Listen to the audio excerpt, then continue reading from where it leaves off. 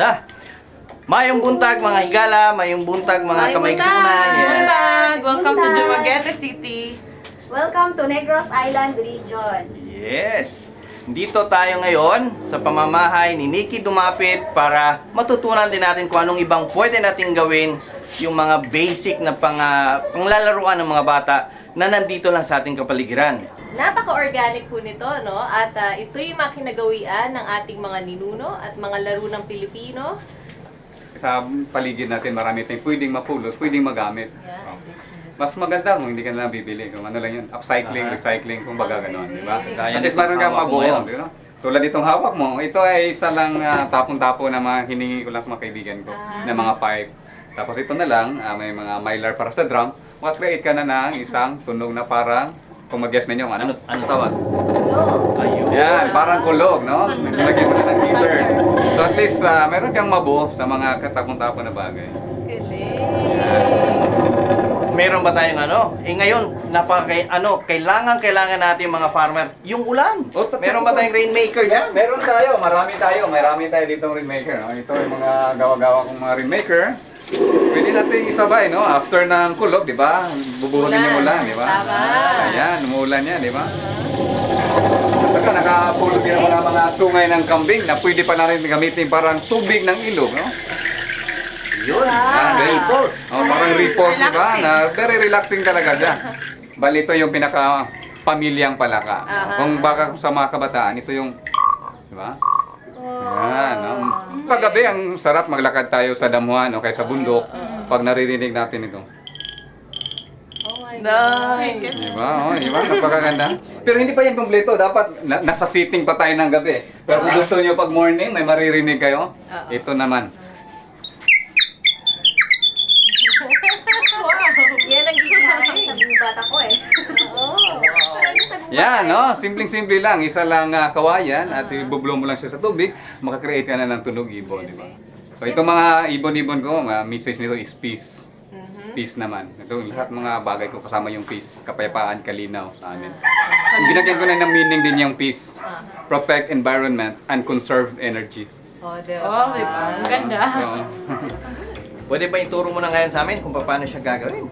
so ito yung yung gagawin natin ay rainmaker. Pinakauna yung kawayan, importante may kawayan. So ito, gagamitan natin ng drill. Ito yung binubutasan na natin. Dapat may sukat yan eh. Sa paggawa ko, may sukat talaga eh. So half inch lahat yan eh. Lahat ng butas. Tapos kailangan mo mayroon kang stick. Pwede lang yung banana stick. Pero dapat yung mature din na stick. So simple lang, ng mga butas mo, itong stick na to, dapat papasok mo dyan, tapos kailangan mo ng pangpokpok. So ipokpok mo siya, na tamang-tama lang na didikit yan doon sa loob. Yan, ganyan. Kasi kung sobrang tama naman yung paghampas mo, baka magka-crack yung katakawayan. Hindi pala patagusin. Hindi mo siya patagusin. So pag nalagyan mo na lahat dyan, lahat nalalagyan mo na yan, kuha ka naman ng sandpaper. Ipapalis mo yan lahat. So, isa-isa naman lalagyan ng mga glue.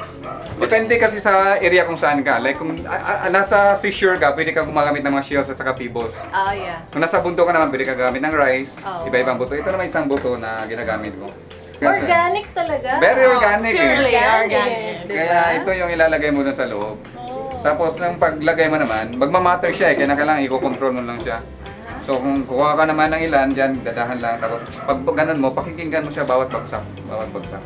Hindi lang yung lagay ka ng lagay lang dyan, tapos kung okay na siya, okay na. Tatakpan mo na siya. Uy, ang ganda. Ala. Yung ginagawa kong instrument, hindi lang siya isang instrument, at least mayroon siyang mensahe din nadala. Kung i-play mo siya, like ito, may message na respect, harmony, may love, may peace, di ba? May mga dolphin, may mga turtle, di ba? So at least mapakita na, pangalagaan natin ang dagat, pangalagaan natin yung mga dolphins, no? Like yan, maraming ibon, no? Pangalagaan natin yung ibon, no? Hayaan natin silang lumipad, no? Hindi babarili. Like kung nagpi-play ako ng palaka, ipapag-guess ko yan sa mga bata. Pag nag-guess na nila, doon mo na ipasok yung information. Kung ano yung contribution ng palaka sa nature sa environment. Sila yung kumakain ng mosquito, di ba? So dapat hindi natin sila patayin. Tama, balance. Pag naparinig mo yung ibon, anong contribution ng ibon, di ba? Sila yung kumakain ng mga peste doon sa mga taniman. They really help to disperse seeds kung saan babagsak yan yung kinakain nila ay tumutubo para maging puno. Lahat may Parang istorya mga yan. bubuyog din. Kaya nga, pag gumagawa ko ng mga ganitong mga bagay-bagay na to, lalo na itong isang thunder, no? Nung binuo ko na to, yung mga bata sabi ko, ano bang pwede nyo may dagdag dito? Para mas magandang tingnan yung thunder. Sila yung nag-draw sa design. Tingnan mo, may save earth, di ba? May puno, tapos may sign diyang X na huwag mong putulin, parang may hawak na chinusuli. Oh. So, napakaganda, may mensahe Alam talaga. nila yun, Even yung bata na maliit, mayroon na siyang idea na ito pala yung pwedeng gawin, no? Makapag-analyze din sila. Na mapangalagaan yung nature, hindi mabuto ng puno. Ganun, baka Parang napakaganda. creative way na din sa pagtuturo sa mga Napakaganda talaga yan. Uy, pero hindi lang sa bata Lahat may pwede tayong gawin. Tumingin tayo sa ating kapaligiran, gagamitin natin kung anong binigay sa atin ng kalikasan. Oo.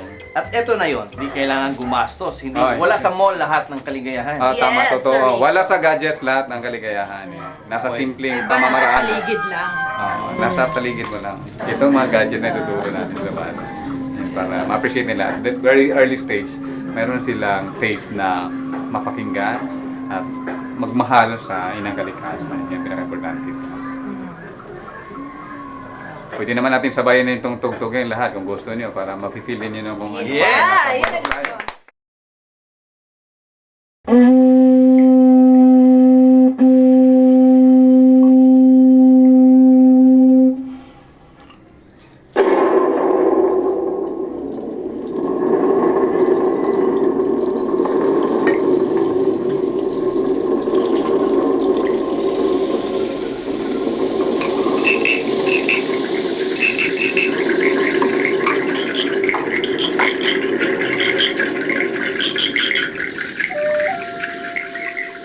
Thank you, Sir Nicky, for accommodating us here. Tapos na-try pa namin yung mga instruments mo. Maraming salamat din sa pagpunta niyo dito sa munting tahanan ko.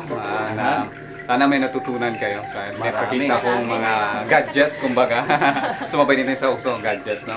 At ako naman ay willing din na magturo sa iba kung sino man yung gusto na matutunan itong mga bagay na ito.